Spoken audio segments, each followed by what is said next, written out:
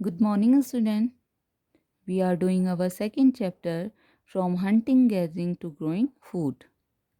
In previous video we discussed about hunter gatherer and how they use stone as their tool. Today we will start this chapter from page number 15. Let's start. Sites. Sthal. Sites are places where the remain of things, tools, pot, buildings were found. These were made, used, and left behind by pupils. Sites स्थल या पूरा स्थल वो उन स्थानों को कहा जाता था जहां औजार बर्तन और इमारतें उनके अवशेष पाए जाते थे रिमेन्स अवशेष पाए जाते थे मतलब उनके कुछ ना कुछ टुकड़े मिल जाते थे these were made use and left behind people ये ऐसी वस्तुओं का निर्माण लोगों ने उस समय अपने काम के लिए किया और बाद में वो उनको वहीं छोड़ गए These may be found on the surface of the earth, buried under the earth, or sometimes even underwater. These remains were found in on the surface on the earth of the earth. कभी कभी जो ये remains होते हैं इनको हम पृथ्वी की सतह पे भी हमें मिल जाते हैं कभी कभी ये पृथ्वी के अंदर मिलते हैं और कभी कभी ये पानी के अंदर भी ये अवशेष हमें प्राप्त होते हैं you will learn more about different site in later chapters आप इन पुरा स्थलों के बारे में अभी आगे जो चैप्टर हैं उनमें और ज़्यादा पढ़ेंगे फाइंडिंग आउट अबाउट फायर अब आग की खोज कैसे हुई find the Kurnool caves on map 2 page number 13 now you have to look on page number 13 where the Kurnool cave. So Kurnool caves. You can see here Kurnool caves. Now आपको कुरनूल केव ढूंढनी है map 2 में पेज नंबर 13 में traces of ash have been found here Kurnool cave के आसपास जो राख के अवशेष हैं पाए गए this suggest that people were familiar with the use of fire इसका अर्थ यह होता है कि उस समय वहाँ के लोग आग का प्रयोग जानते थे fire could have been use for many things आग का प्रयोग बहुत सारी चीज़ों के लिए किया जाता था as a source of light to roast meat and to scare away animals तो उस आग का प्रयोग प्रकाश के लिए मांस भूनने के लिए खतरनाक जो एनिमल्स होते थे उनको दूर भगाने के लिए किया जाता था what do we use fire for today आज हम आग का प्रयोग किस लिए करते हैं नेम्स एंड डेट्स नाम तथा तिथियां archaeologist have given lengthy names for the time that we are studying जो आर्कियोलॉजिस्ट होते हैं जो पुरातत्वविद होते हैं उन्होंने जो जिस समय का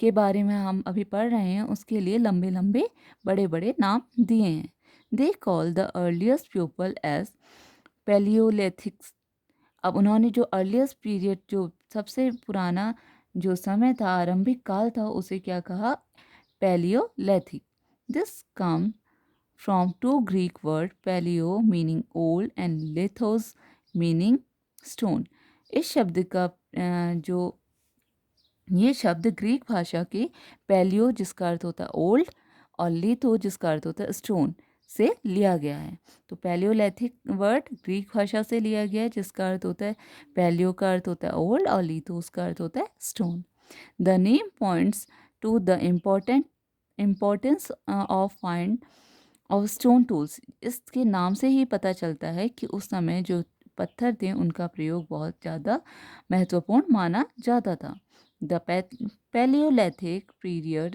extend from 2 million year ago to about 12,000 years ago जो पैलियोलिथिक पीरियड है वो लगभग 20 लाख साल पहले से 12,000 साल पहले के दौरान का समय माना जाता है This long stretch of time is divided into the lower, middle and upper Paleolithic. और इस काल को इस पैलियोलिथिक काल को या हिंदी में हम इसे कहते हैं पूरा पाषाण युग इस पैलियोलिथिक जो पीरियड है इसको हम 3 पार्ट्स में डिवाइड कर सकते हैं we can divide it into 3 parts lower middle and upper this long span of time cover 99% of human history और ये इसी दौरान मनुष्य के इतिहास की लगभग 99% जो इतिहास है मतलब मनुष्य के इतिहास के लगभग 99% भाग कहानियाँ इसी काल के दौरान घटित हुई हैं The period when we find environmental changes beginning about 12,000 years ago till about 10,000 years ago is called as a Mesolithic Middle Stone. अब वो समय जब बहुत ज़्यादा पर्यावरणीय बदलाव देखे गए, एनवायरमेंटल चेंज देखे गए, जो लगभग 12,000 साल पहले से 10,000 साल पहले का समय था, उस समय को क्या कहा गया? मेसियोलिथिक या मिडिल स्टोन पीरियड कहा गया. Stone tools found during this period are generally tiny and are called microlithic. अब जो इस समय में जब पर्यावरणीय बदलाव बहुत ज़्यादा हुए, उस समय में क्या हुआ, जो पत्थर थे उनका प्रयोग, बहुत छोटे छोटे पत्थरों का प्रयोग उस समय किया जाता था, इसीलिए इसे माइक्रोलिथ या लघु पाषाण युग भी कहा गया. Microlith were probably stuck on the handles of stone or wood to make tools such as saws and sickle. अब माइक्रोलिथ जो पीरियड था, इसमें जो भी टूल्स बनाए जाते थे उसमें क्या किया जाता था, लकड़ियों के और हड्डियों के हैंडल लगा दिए जाते थे.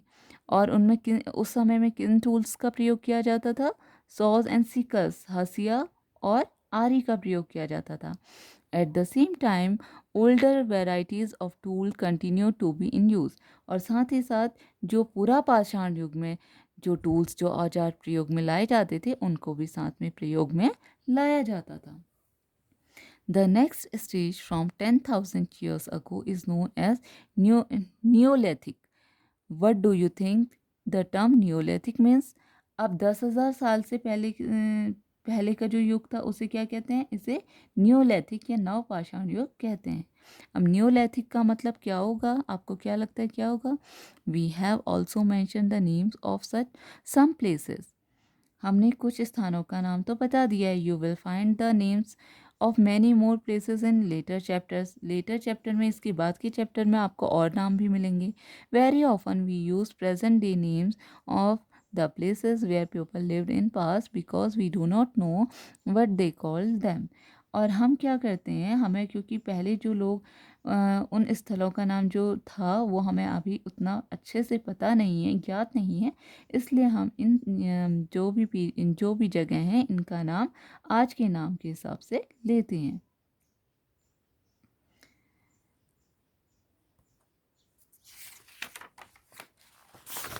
Now turn your page.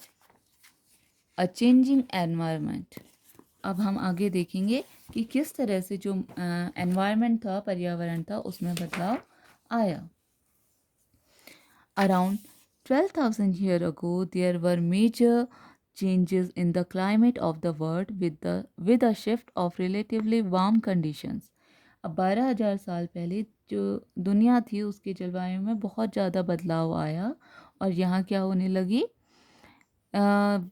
गर्मी बढ़ने लगी. In many area this led to the development of grassland. और इस वजह से, गर्मी बढ़ने की वजह से कई क्षेत्रों में घास के मैदानों की संख्या भी बढ़ने लगी. This is led to an increase in number of deer, antelope, goat, sheep and cattle, for example animals that survived on grass. इससे हिरण, बारहसिंगा, भेड़, बकरी, गाय जैसे जानवरों की संख्या बढ़ने लगी जो कि अधिकतर घास खाकर जिंदा रहते थे. Those who hunted these animals now followed them, learning about their food habits and their breeding season. अब वो लोग जो इन जानवरों को मारते थे वो इनके पीछे पीछे पीछा करने लगे, इनकी खाने की आदतों के बारे में जानने लगे और उनके ब्रीडिंग सिस्टम, सीज़न, उनके प्रजनन के समय को भी जानने लगे. It is likely that this helped people to start thinking about herding and rearing these animals themselves. ये इसलिए किया जाने लगा जिससे कि क्योंकि वो लोग इन जानवरों को अब क्या करने की सोचने लगे, अपने पास पालने की सोचने लगे. Fishing also become important. Fishing भी एक महत्वपूर्ण स्रोत बन गई. लोग क्या करना, मछली को भी पालना के बारे में सोचने लगे. The beginning of farming and herding. अब किस तरह से फार्मिंग, खेती और किस तरह से पशुपालन का, हर्डिंग का की शुरुआत हुई। This was also a time when several grain bearing grasses, including wheat, barley, and rice, grew naturally in different parts of the subcontinent. अब क्या हुआ, उपमहाद्वीप जो था, सब कॉन्टिनेंट जो था, इसके अलग अलग क्षेत्रों में गेहूँ, जौ, धान, ऐसी प्राकृतिक जो इस तरह की प्राकृतिक जो घासें थी या जो फसल थी वो उगने लगी। Men, women, and children probably collected these grain as food and learnt where they grew and when they ripened. अब जो मैन वुमेन थे, बच्चे थे, वो लोग क्या करने लगे, इन अनाजों को इकट्ठा करने लगे भोजन के रूप में और देखने लगे कि वो कहाँ पैदा होते हैं और कब पकते हैं। This may have led them to think about growing plant on their own. और इसके साथ साथ उन्होंने अब क्या करना शुरू कर दिया, सीखना शुरू कर दिया कि किस तरह से खुद पौधों को लगाया जाता है। In this way people become farmer, और इस तरह से वो जो लोग थे वो फार्मर्स बन गए। People could also attract and then tame animals by leaving food for them near their shelters. अब लोग क्या करने लगे, अपने घरों के आसपास चारा रखने लगे जिससे कि वो लोग जानवरों को आकर्षित कर सकें। The first animal to be tamed was the wild ancestor of the dog. सबसे पहला जानवर जिसको पालतू बनाया गया वो कौन था, कुत्ते का एक जंगली पूर्वज था।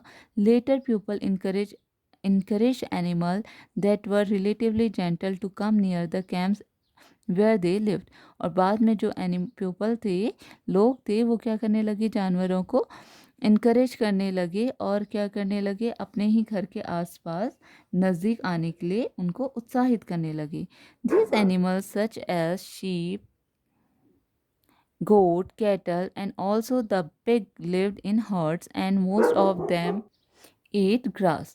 अब ये जो एनिमल्स थे, गाय, बकरी, सुअर, ये अधिकतर झुंड में रहते थे और क्या करते थे, ग्रास खाते थे, घास खाते थे। Often people protected these animal from attack by other wild animals. This is how they become herders. और फिर अधिकतर जो पीपल थे, जो लोग थे, वो क्या करने लगे, इनको और जंगली जो जानवर थे उनके उनसे बचाने लगे, उनके आक्रमण से उनको उनकी रक्षा करने लगे। और इस तरह से जो मनुष्य थे उस समय के, वो क्या बन गए, पशुपालक भी बन गए।